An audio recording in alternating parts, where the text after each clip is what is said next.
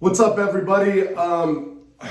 This is just a little quick message.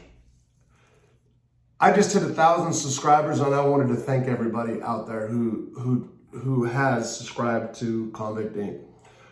This is really surreal. My wife told me about a year ago that she thought YouTube was going to be something that I was going to get involved with and do good at when I got out. And 9 months ago, I got spit out of prison unexpectedly on a compassionate release. And when she got here, so 4 months ago, we put up, she put this channel up, and I didn't do nothing with it for 2 months. So in 2 months, we hit 1,000 subscribers. And it's mind blowing, really. And I can't tell you how much I appreciate it. I want to go ahead and tell you guys a little bit more about me and where my head's at. When I got out of prison, it quickly became apparent to me how fortunate I was. I am, I should say. Not only do I have this awesome wife who was still in Spain at the time, still not going through the immigration process, so it took her a few months to get here. But I'm from a middle-class family that's done well, and I have friends that have done well. It made me realize how hard re-entering society is. And I can't even believe, I don't know how a lot of these guys in the inner cities or people that don't have a family support or a strong support system behind them does it when they get out.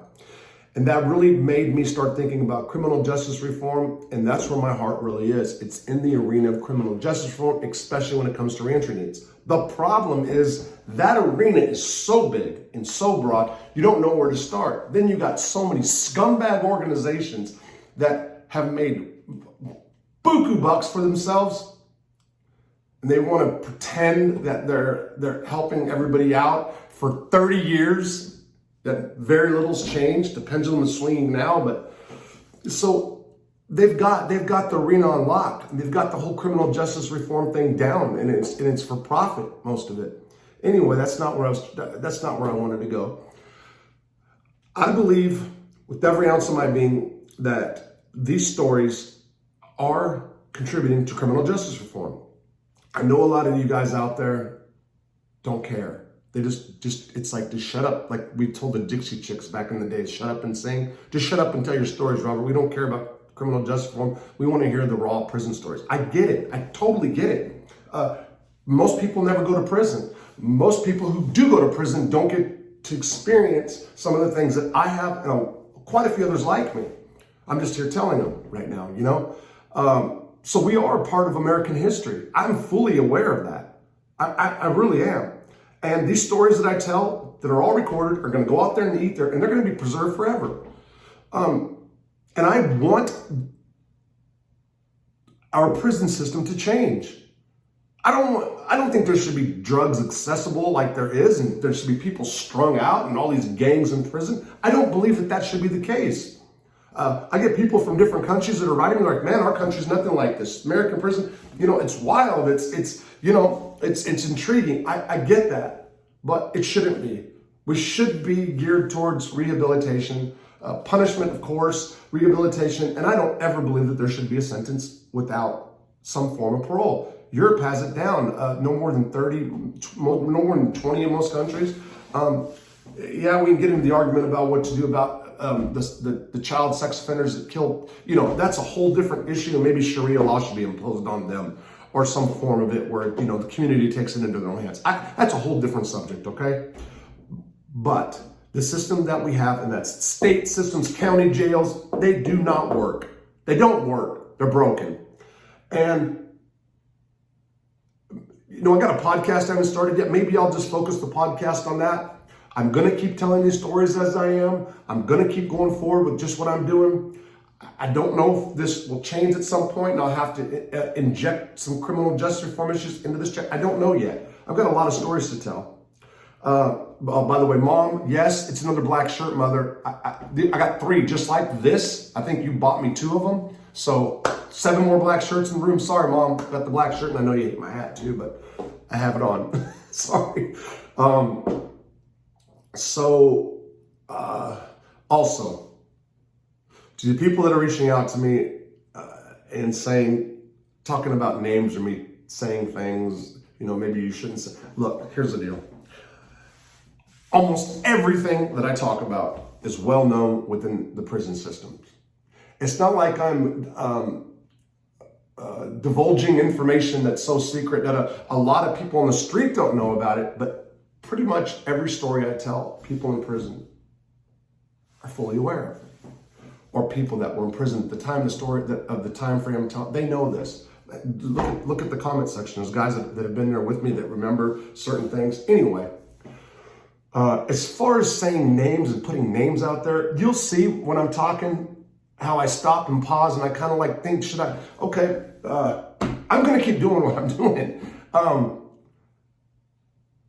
There's some names I won't say. There's some things I probably wouldn't say. But I'm comfortable enough to keep doing what I'm doing, and I'm going with it. That's what there is. I get some of your concern. My family's concerned. Friends saying, hey, this person said this to you in confidence. Maybe you shouldn't say that. And of course there's things that I wouldn't. However, I'm telling prison stories. This is what I'm doing. I don't care if I look like I was a junkie, a scumbag, that I did foul shit, that I was this, or I've been called punk move, or just whatever. That's what happened. I'm gonna put it out there like it was. And I think a lot of people like that. And I'm just gonna keep doing it. I'm gonna keep winging it. Maybe I should get more professional. I've been talking about the editing thing. My wife came up with this editing tool. It didn't work out. We butted heads over it, so we're back to just staying here for now. I also don't keep notes, and I probably should, but it's working for me right now, okay? Also, I've got a lot of other stuff going on in my life.